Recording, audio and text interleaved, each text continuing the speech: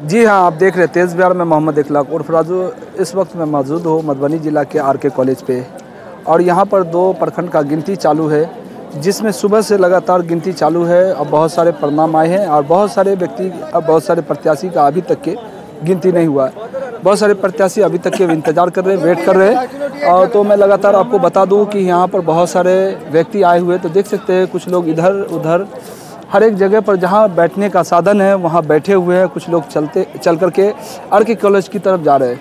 तो यहाँ पर हर एक व्यवस्था सरकार की तरफ से बनाया गया है, जिसमें मैं बता दूँ कि आम लोगों के लिए बैठने के लिए भी व्यवस्था है। अंदर की तरफ ज़रा दिखा दीजिए, अंदर में आम लोग जो आते हैं तो मैं आपको बता दूं कि अभी मैं आर के कॉलेज पर हूं और यहाँ पर एक व्यक्ति है जो कुछ बात अपनी रखना चाहते हैं तेज़ बिहार पे। तो हम चलिए उनसे उनका नाम जानते हैं। जी, आप अपना नाम? मेरा नाम कुशेश्वर मंडल। जी, कुशेश्वर मंडल जी, आपका समस्या क्या है? समस्या ये है कि मैंने जब काउंटिंग हॉल में प्रवेश किए, 6 उम्मीदवार है सांगी पंचायत क्षेत्र संख्या 3 का। 6 उम्मीदवार प्रखंड से है? घोघडिया प्रखंड। घोघडिया प्रखंड जी, घोघडिया प्रखंड। 6 उम्मीदवार का जो एजेंट था सब ने लिखाने पढ़ाने का काम किया। प्रत्येक मतगणना बूथ से हम लोग नोट किए और 6 का एजेंट जो था संतुष्ट हो करके हम लोग एजेंट हॉल गन्ना हॉल से निकल गए, सब निकल गए। ये बताइए कि जब गिनती जब हुई तो आपको कितना वोट मिला, कितना विपक्ष को मिला, वो बताइए। 1174 हमको मिला, 1003 वोट हमारे सेकंड जो था संतोष शाह उनको मिला था। तो जीत आपकी हो गई? जीत हमारी हुई जी। फिर वो संतोष शाह बार बार इस रूम में जाने आने का काम कर रहा था। किसी ने हमको कहा कि नहीं, आपको गड़बड़ा रहा है, कहीं ऊपर से दबाव आ रहा है इन लोग पर। अच्छा। कुछ देर के बाद जब घोषणा होना शुरू किया तो मैंने अपने आरओ प्रखंड निर्वाचन पदाधिकारी से मिले और शिकायत किए कि हो सकता है आप घोषणा अभी नहीं कीजिएगा। ये खेला मिला एक बार हार स्वीकार करके निकल गए। पुनः ये कहीं से दबाव दिला करके अपना काम बना रहा है, हमको हरा न दे। रुके, फिर से मैं आपके पास आता हूँ। और ये व्यक्ति बहुत बड़ा आरोप लगा रहे हैं आर के कॉलेज पे गिनती में जितने भी कर्मचारी बैठे हुए हैं उनके ऊपर।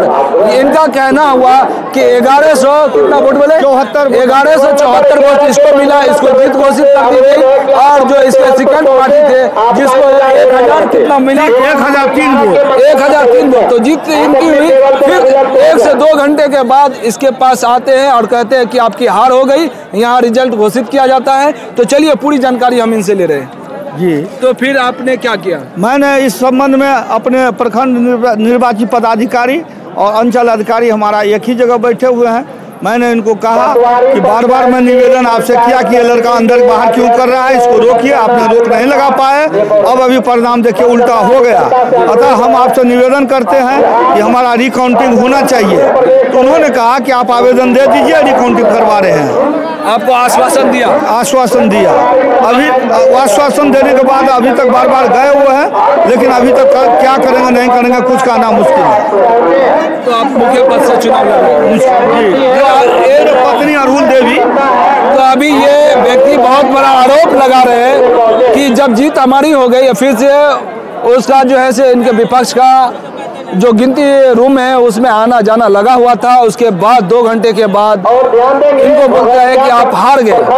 तो कहीं ना कहीं मतगणना केंद्र पे और उसके गिनती रूम में कहीं ना कहीं हेराफेरी का जो आरोप लगा रहे हैं, ये बहुत सारे व्यक्ति इस तरीके का आरोप लगाते हैं। और इन्होंने आवेदन भी दिया है कि ताकि के जो है से जितने अधिकारी है उसको इंसाफ की बात करे, इंसाफ मिले। तो क्या आपको इंसाफ मिलेगा? अभी तक तो आशा दिए हुए हैं पदाधिकारी कि आपको इंसाफ मिलेगा, गलत होगा तो गलत होगा। तो आपको कितना भरोसा है प्रशासन और सरकार के सिस्टम पे? जब एक बार हमको जिताने के बाद हरा दिया है तो मैं नाखुश हूँ, असंतुष्ट हूँ। और मैं अब मीडिया वाले से निवेदन करता हूँ कि इस बात का ऊपर से ऊपर और बाहर से बाहर जहाँ कहीं भी मदद हो हमारा की जाए ताकि सच्चाई का जीत हो। तो यहाँ पर बहुत सारे लड़के बता रहे थे कि इनकी जीत सुनिश्चित हो गई थी और ये इन्होंने माला पहना था। तो अभी इनकी पत्नी को बुलाया गया, ये मुखिया प्रत्याशी है, ये इस बार जीत चुकी थी और इनको 2 घंटे के बाद इनको बोला गया कि आपकी हार हो गई। तो यहाँ पर बहुत सारे बच्चे थे जो अभी हमारे कैमरा के सामने यहाँ पर जो काम करने वाले थे, उन्होंने भी बताया कि इसकी जीत हो गई थी, मगर उन्होंने प्रशासन के डर से ये या किसी भी डर के वजह से यहाँ से भाग गए। और बहुत सारे व्यक्ति यहाँ देखे हैं कि इनकी जीत हो गई थी और इनको जो अभी धड़कन जो इसका बढ़ा हुआ, कोई भी व्यक्ति अगर जब जीत जाते हैं तो उसकी खुशी अलग होती है। जब उसको बोला जाता है कि आप हार गए तो निराशा होता है, निराशा में हो सकता है कुछ भी हो सकता है। तो यहाँ हम चलिए उनके पत्नी से जानते हैं, यहाँ के नाम की भेल अरुण देवी, आपको क्या बोला था कि आप जीत गए? हाँ जीत गए। हाँ फिर क्या बोला आपको? एक बार तो घोषणा दलखिन अरुण देवी जीत गया, फिर घोषणा क्या दलखिन दोसर कितने देर के बाद बोला कि दूसरे आदमी जीत गया? 2 घंटा का। 2 घंटा के बाद? 2 घंटा के बाद। तो आप प्रशासन के पास गए, मदद मांगे? या गेल छलखिन ना हम सब। तो रिकाउंटिंग का आश्वासन दिया है? कितने देर पहले बोला था आश्वासन दिया था आपको? 3 घंटा 3 घंटा पहले बोला था? हाँ 3 घंटा। 3 घंटा से इंतजार कर रहे हैं? इंतजार में बैठाए हुए हैं, क्या होगा होगा कह रहा है। अगर नहीं हुआ तो फिर क्या करेंगे? तो इसके लिए लोग के लिए तो अब तो न्यायालय का दरवाजा खटखटाना पड़ेगा। यहाँ में अत्यंत पिछड़ा। इसी तरीके से बहुत सारे व्यक्ति बोले थे कि हम भी न्यायालय का दरवाजा खटखटाएंगे, हम सुप्रीम कोर्ट जाएंगे, हाई कोर्ट जाएंगे। हम लोग इतना नहीं है, हम लोग तो अति पिछड़ा सीट से लड़ते हैं। अति पिछड़ा सीट तो ही गरीब को होता है। अब सरकार क्या निगाह करे, कैसा सरकार कर्मी रखे हुए हैं, अब तो वहीं आप लोग विचार कीजिए।